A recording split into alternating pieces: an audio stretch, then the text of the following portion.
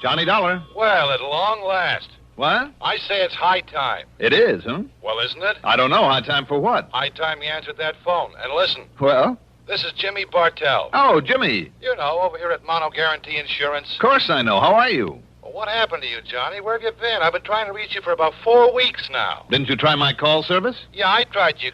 Huh? Oh, no, I guess I kind of forgot about that. Oh, well, if you had, you'd have found out that last week I was at Grand Canyon, the week before in Corpus Christi, the week before that in Knoxville, Tennessee, and before that up in Boston. Yeah, sure, gallivanting around the country while I've been sitting here up to my neck in trouble, beating my brains out, working my head off. Sounds to me like you need a plastic surgeon. Huh? What's the problem, Jimmy? The Burma Red, Johnny. The what? You heard me, the Burma Red. Jimmy, are you sure you want me and not the State Department? Yeah, I'm sure. All right, I'll bite. Who is the Burma Red? Not who, but what. Well? And listen, we carry the insurance, $500,000 worth. You hear that, fella? $500,000. I am deeply impressed. And, baby, if you can't get it back for us, that's exactly what we're going to have to hand over. In cold, hard cash. 500 G's. Well, maybe I had better get to work on it. Good. And I don't need to tell you what your commission will be if you do recover it. What else do you think I'm thinking of? Then the job is yours, Johnny. And, brother, I sure hope that you can find it and get it back. The Burma Red? Right. Just one thing, Jimmy, if you don't mind. Sure, Johnny. Before I start gallivanting around the country, as you put it, looking for this thing... Yeah? Don't you think that it might be nice if I have some slight idea, some inkling of what it is, this Burma Red? I told you. Oh, yeah. Yes. Yeah, okay. Come on over here and I'll tell you all I know about it. Okay.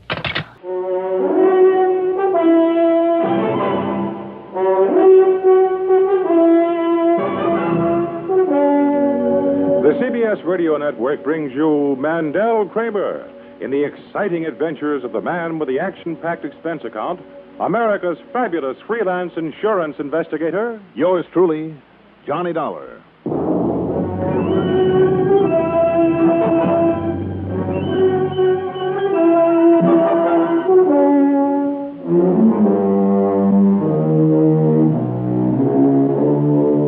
Expense account submitted by Special Investigator Johnny Dollar to Mono Guarantee Insurance Company, Home Office, Hartford, Connecticut. Following is an account of expenses incurred during my investigation of the Burma Red Matter.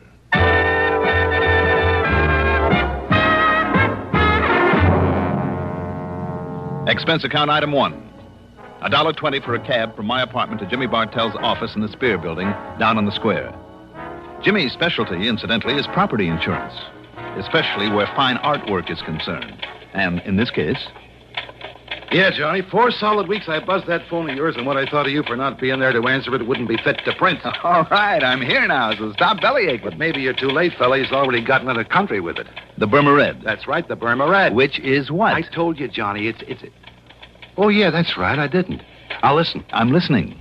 It was brought over here a couple of years ago as part of a collection by some countess or other. Got written up in all the picture magazines. Do I hear a slight echo? Echo? Yes, from the case I had on my hands last week. Well, I don't know, because I don't know what you had a case of. But listen. Go on. Having been a part originally of the Buckingham collection over there in England, you know, well, as you might expect, it was picked up here by Winkler and Winkler. The big jewelry outfit down in New York. The same? Oh, then I do hear an echo. So it's a piece of jewelry and it's been stolen from them. No.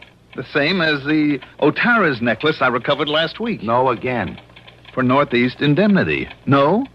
No, Johnny. It's just a single unmounted stone, a ruby. But so help me, it's big enough to choke a horse, and now it's gone.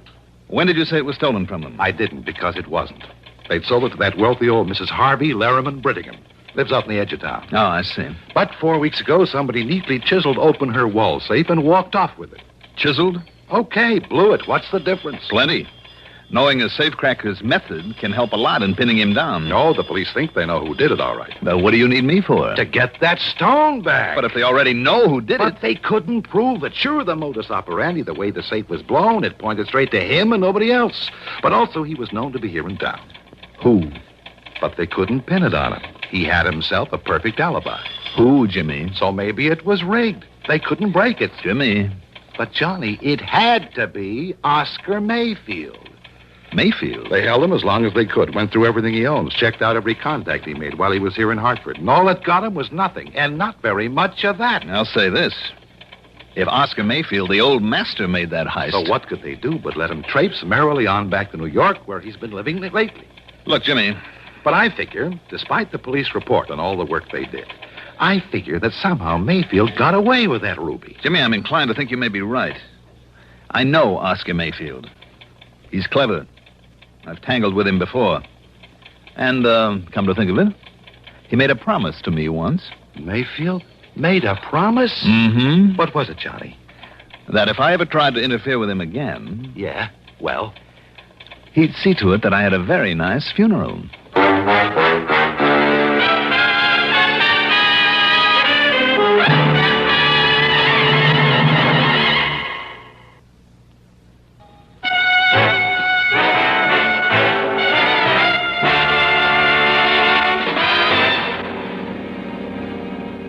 Expense account item 2. 65 cents for a cab to police headquarters where, after some inquiries, I ended up talking with Sergeant Holly Holcomb. He wasn't very encouraging. Sure, Dollar. He was known to be in town. Known to have tried to leave right afterward. Trademark he left on the wall safe was his. Plain as the nose in your face. Mm-hmm. And we pride ourselves on knowing the M.O.s of all the safe men within 1,000 miles. Yes, I know you do, and rightly so. But we couldn't pin a thing on him.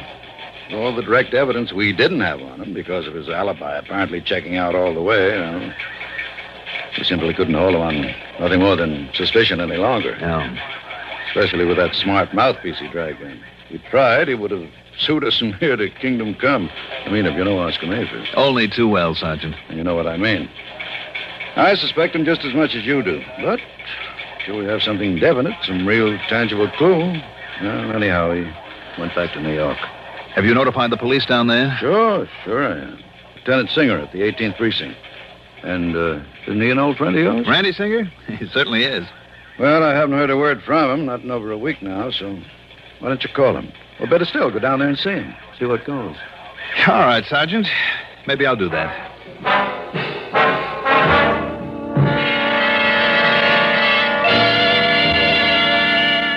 There was some more talk between us, and Sergeant Holcomb gave me every detail of the job.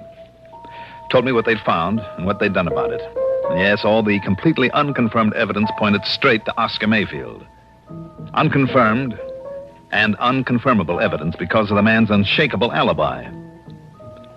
Item 3, 85 cents for a phone call to Lieutenant Randy Singer, 18th Precinct, New York Police Department. You mean to say you just now found out about that heist? That's right, Randy. I just found out. You see, Johnny, if you didn't spend so much time gallivanting all over the place, you might be of some use around here. You didn't get a promotion for all the gallivanting I did for you last week. Oh, darn it, I guess I should have worked that case myself. Well, how about this Mayfield? You've kept an eye on him? I've done everything but tap his phone line. And? Nothing, Johnny, absolutely nothing.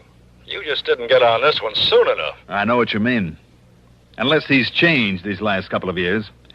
Oscar Mayfield is not one to hold on very long to whatever he's lifted. Right. And if he did snatch that stone, you can be sure he passed it on and collected for it long before this. And yet there's always the chance. So, in the case of a big hunk of rock like that, it means one of two things. The guy who bought it from him is either carting it out of the country and far away, or having it cut up into little ones that nobody will ever be able to identify. I guess Mayfield would have passed it along in one big fat hurry. I know we couldn't find it. Anywhere on or around him. We tried every trick. And I mean trick, Johnny. Until he started to yell at the DA, and the DA started yelling at us. Johnny, I understand. I've just heard this, mind you. Yeah? Well, I understand that one of my boys... while he was off duty, of course, so it was completely unofficial, you understand? Yeah. Well, I heard he even went so far as to roll Mayfield one night in the alley back of a nightclub. What? Not a sign of that, Ruby. Randy, if the department ever catches up with these unofficial tricks of Look, yours... I told you, Johnny, I only heard that. But I know myself it isn't hidden anywhere in his apartment. Oh, you do? I do. Randy, didn't you and your clever little boys completely overlook the Otara's necklace that was hidden in the back of a camera just about a week ago? Oh, now that was different. So that I had to get lucky and find it for you? Okay. So you happen to guess right. For once. So maybe I better get on down your way and look around for myself. Tell me, where does Mayfield live? A hotel apartment over at 614 East 49th.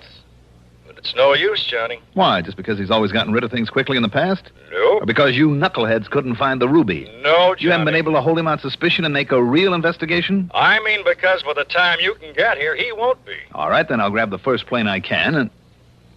What was that? Your pal Mayfield has paid up his rent and he's moving out. He's got himself a reservation on a plane to Mexico City this afternoon. Uh-oh. And by the time you get to his place, he'll be gone. Randy, Yeah? can't a genius like you come up with some excuse to hold him there for me? Oh, flattery will get you nowhere, Johnny. The answer's no. I've run out of tricks. Anything else I might try would only get me into hot water. No, wait, Randy. Yeah? Maybe I know a little trick to hold him over. Well, don't expect any official help from me or the department if you do come down it. What kind of a trick, Johnny? What's the difference? Now, look, if you're thinking you're doing something illegal, Oh, Randy, how that you would talk. only get us in order to clamp down on you. Don't worry about it. I'll be in touch.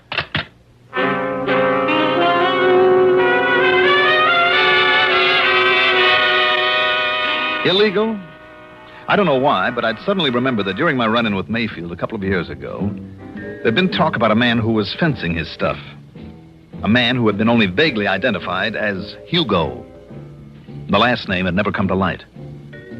Okay, maybe that name still meant something to him. If so, it justified item 4. $1.26 for a telegram to Mayfield. It read as follows. Urgent, that before you make any deal, you call me immediately at Plaza 3, 9970, and I signed it, Hugo. And I had them put a rush on it, hoping it would give me some much-needed time. Item 5, $6 for a cab to Bradley Field. Item 6, $10.12 for a plane to New York. And when I got there, item 7 is $5.80 for a taxi to 614 East 49th Street. It was a smart, good-looking apartment hotel, which is more than I can say for the stuffy uniformed doorman. Mr. Mayfield, did you say? That's right. Mr. Oscar Mayfield. Is he still here? Is he in? Whom shall I say is calling, sir? Don't. Don't. Just give me his apartment number. Your name, please. Now, don't worry about it. I'm sorry, but I must have your name, sir. It's Dollar. Now, what's the apartment number? Dollar. Very well. No, you don't. Just put the phone down. I beg your pardon. It's granted. Now, the number of his apartment. Not unless I announce you, sir. Now, look, I am a special investigator. Oh, you are? Yes, and if you'd like to call the police and check on me, only I haven't time. Look here. These are my credentials. And I tell you, sir, that unless I... Oh, I see. Mr. Johnny Dollar. That's right. The insurance investigator. Yes. I didn't know. Well, you do now. Well, nonetheless, Mr. Dollar... Just give me Mayfield's apartment number, please. Now, what is it? Well, it's 7G. Okay, thank you. And I'll phone that you're on your way up, sir. You do, and I'll break your neck. 7G, Just in case he remembers what he once promised, I better make sure that this thing is working properly.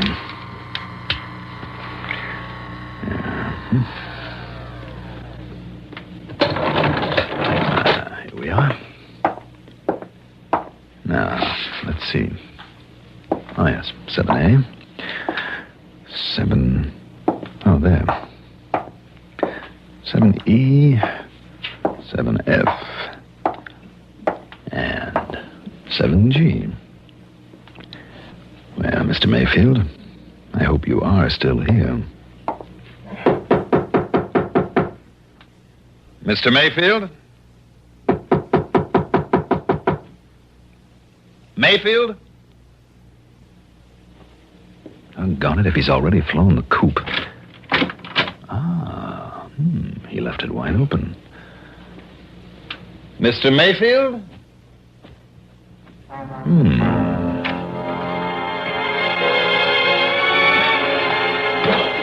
The well-furnished living room was empty. And so was a kind of study off at one side and a little bar kitchenette beyond it. As for the bedroom in the back, well, as I started through the door, I caught sight of a couple of handbags in front of a chest of drawers. So he was still here. What I didn't catch sight of, though, was the gun shoved around the side of the door into my back. Just lift them up slowly, Dollar. Slowly, while I see whether you're armed. Yes, here it is. Thank you. Okay, Mayfield. Now over there, next to the bed. Go on. Sure. Sure, why not? Are you happy now?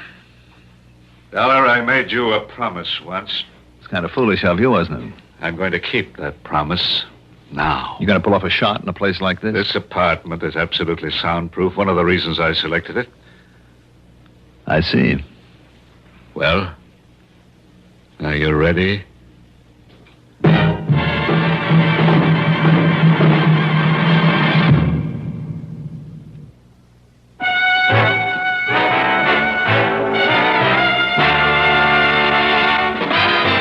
And it looks like you were expecting me, Mayfield. Oh, yes, Dollar, I was. You see, I figured right from the beginning that you might be called in on this case. Then you do have the Burma Red, the ruby. Now? Oh, of course not. You should know that I wouldn't hold on to a thing like that. Let's say it's been successfully disposed of. And why do you hang around here? Because I'm waiting for... Yes? I was waiting for you. To settle my old score with you. When I received that silly telegram, I was certain that you would be here. No? You mean I pulled a boo-boo? Your old pal Hugo is dead? I mean that ridiculous number you gave me to call. It's too bad. I thought it was a pretty good idea to keep you trying it until I could get here. Oh, I'll confess it did make me change my reservation to a later plane. But after all, when I got nothing but a busy signal 8 times in a row, I naturally called the operator. And she told you? Yes, that it's a number used for testing. That a busy signal is all it ever gets.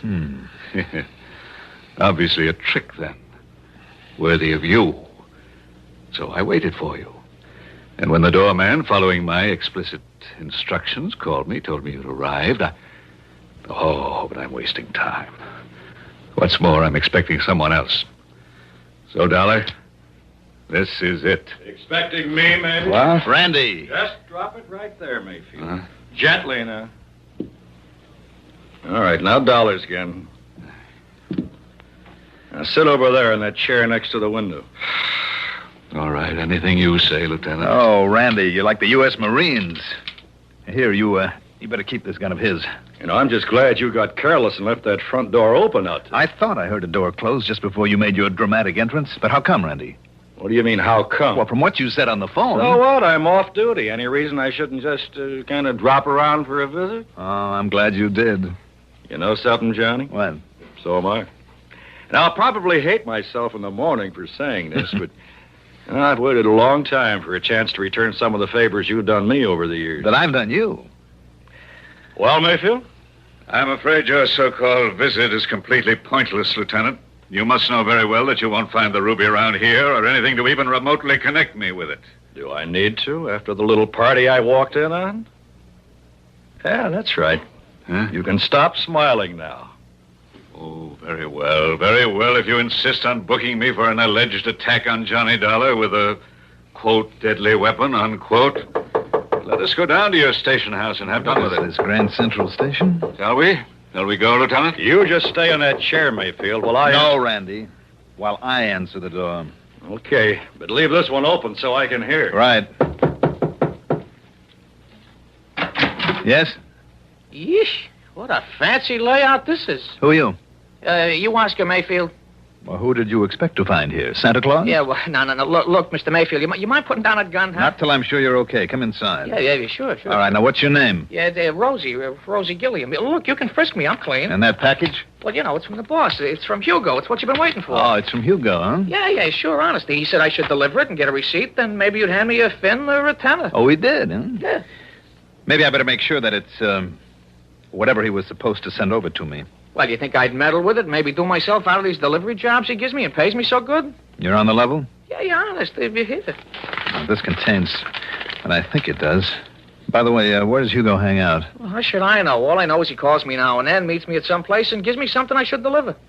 I guess you're okay, then. Sit down there while I take a look at this. Yeah, sure. We'll just see now. You know, you're the first gent to ever open one of those deliveries in front of me? Am I? Yeah, you're the very first. Holy jumping, look at that loot. Where is he waiting to pick up the receipt, Rosie? Yeah, I don't know. He only hunts me up when he's ready. Look at all that dough. What kind of a receipt, Rosie? He said you'd know what kind. Oh, man, would you look at that? Would you look at it? All right, I'll write you one. Yeah, maybe I could have a 20 for bringing it. I'll give you a receipt to Mr. Hugo. Let's see. How is it now that he spells his last name? You don't know, Mr. Mayfield? Well, don't you know? I should know how to spell Hemperschlag. Hemperschlag. So that's it.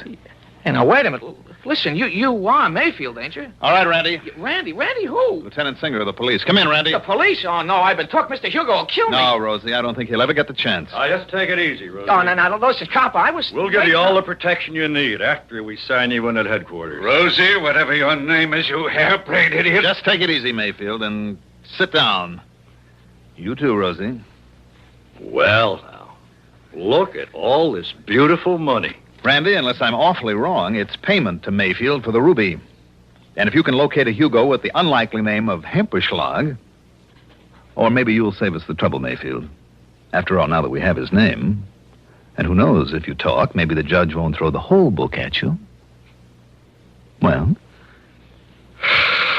Okay, Dollar. I know when I'm licked, I'll talk. Mr. Hugo Hemperschlag, believe it or not, turned out to be a gem setter for the famous jewelry house of Winkler and Winkler, where he couldn't help knowing about all the important stuff brought into this country, and with the know-how to break it up after he'd arranged to have it stolen. Expense account total, well, in view of the commission I'll get on this one, forget it. Yours truly, Johnny Dollar.